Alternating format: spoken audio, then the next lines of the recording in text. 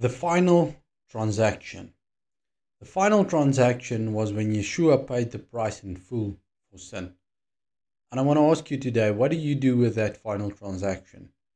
If the Lord owns the right what happens to sin or people guilty of sin, what do you do it when the Lord says, I'm extending my grace to you? Or how does it change the way you think and perceive? Because remember, when you have a heart to follow the Lord, your focus is not to sin. You rather want to stay clean of sin. But sometimes you maybe make a mistake. What then? Well, that's when you need the grace of God.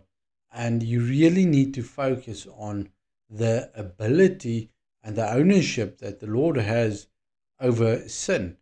And not that the Lord has sinned, definitely not, but that He is able to set you free completely.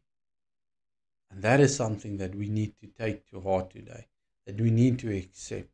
Because when we are clean, we can stand with a pure heart before the Lord. Scripture says that those who with a pure heart will see God.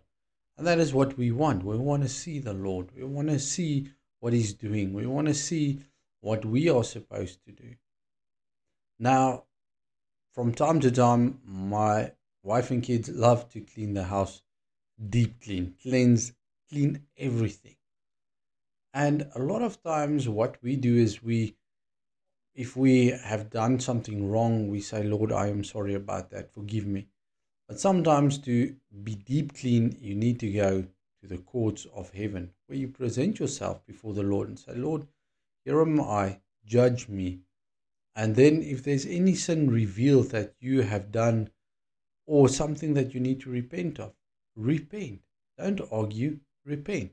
And then you will see a difference. It's like it's like a ton that has been lifted from your shoulders. That's what the Lord wants. He doesn't want us to have concerns, sin. He doesn't want us to have all of these burdens that just weigh us down. No, He wants us to have life and life in abundance. Remember, John 10 verse 10 says, the thief comes to kill, steal, and destroy. I have come to give you life and give it more abundantly. Now, when you enter into a state where you cleanse or get cleansed, that is a very good place to be. And I just think about it. What does sin do in your life? Does it add to your life? No, it takes away. That's why the enemy steals. But we need to go to the Lord, present ourselves, and ask Him to cleanse us, because He's got the final say. And that's what we want. Father, I pray that You will cleanse us completely. Help us, show us, reveal to us what we need to repent of. Help us, even if it's areas in our life that we did not surrender. Help us to surrender. If it's areas that we don't want to forgive, help us and give us the strength to forgive. Help us to connect to You. Help us to live for You. Help us to stay focused on You.